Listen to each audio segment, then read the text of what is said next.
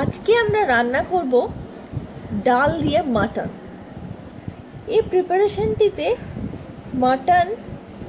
মাটনের মধ্যে আমরা ডাল দেব, আসলে ডাল দিয়ে মাটন। চলুন দেখে নিই এই ডাল মাটন বানানোর জন্য কি কি লাগছে।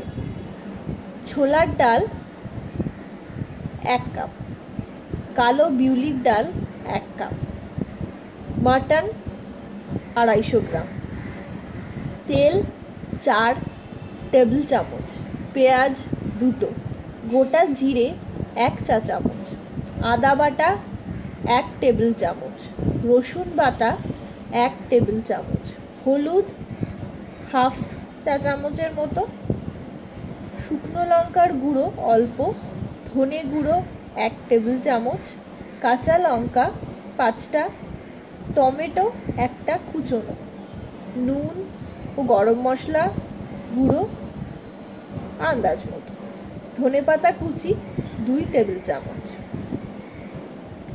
প্রথমেই কি করবেন, প্রথমে তেল গরম করে পেঁয়াজ কুচি, গোটা জিরে ফোড়নের জন্য দিয়ে দেবেন। বাদামি রং হলে পরে তাতে মাটনের টুকরোগুলো দিয়ে দেবেন। ইচ্ছে করলে পরে মাটনগুলো আগে অল্প সেদ্ধ করে নিতে পারেন, না করলেও কোনো অসুবিধা নেই।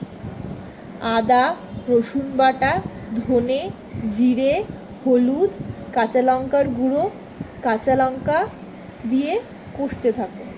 অল্প কষে টমেটো দিয়ে দিন, টমেটো দিয়েও কষুন। এরপর ছোলার ডাল, কালো বিউলির ডাল, পেঁয়াজ কুচি, ধনেপাতা কুচি ও নুন দিয়ে নাড়ুন।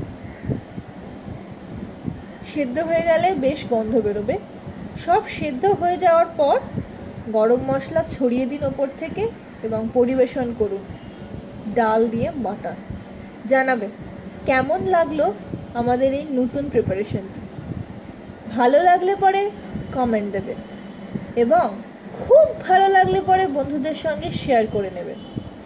আমাদের সঙ্গে জুড়ে থাকার জন্য বিশেষ বিশেষ ধন্যবাদ।